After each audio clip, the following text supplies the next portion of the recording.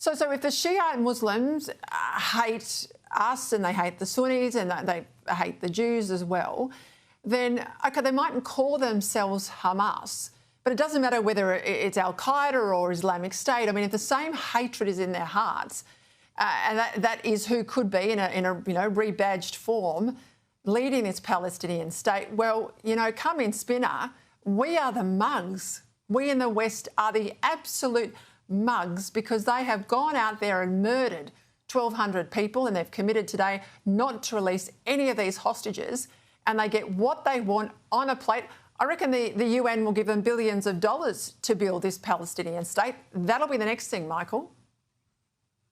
Well, except there's no practicality to any of these plans, and Israel retains its key backer, which is the United States.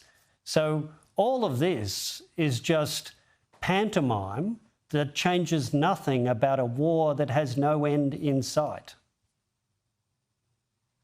Right, let's just flick quickly, if we can, to China, because we saw that singular embarrassment of our Prime Minister in PNG last week, talking up this defence treaty, then excusing it, saying basically that all the MPs couldn't form a cabinet caucus.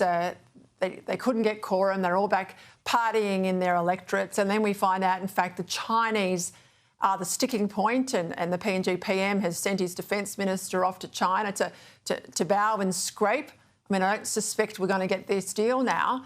And you've got the Victorian Premier Jacinta Allan coming back from her own 5-day swan song around Beijing, and she's saying that the relationship with China, between Victoria, is based on values rather than export transactions. Now, what values do we share with a communist dictator? Michael, you tell me.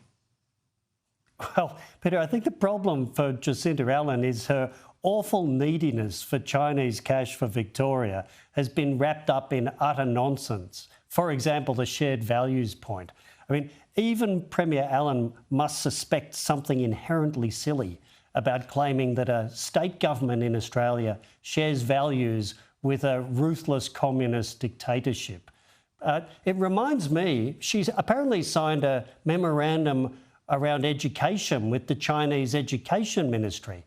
This is like a bad rerun of the Confucius Institute debacle around the New South Wales Education Department.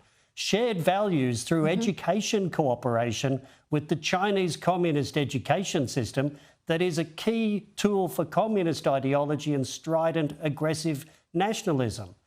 When the Chinese officials look at Premier Allan, I don't think they see naivety. I think they see someone who is so needy that she's exploitable. Well, she's just Daniel Andrews' lucky in a skirt, really. I mean, she's just a continuation of where they got to with him, and he's still in the frame. Just quickly, back to PNG. I think the fiasco that was our Prime Minister's visit, we're not going to see an agreement, are we, now, that China's basically going to call the shots for Port Moresby? I think best case, this thing gets bogged in interminable process in Port Moresby for months.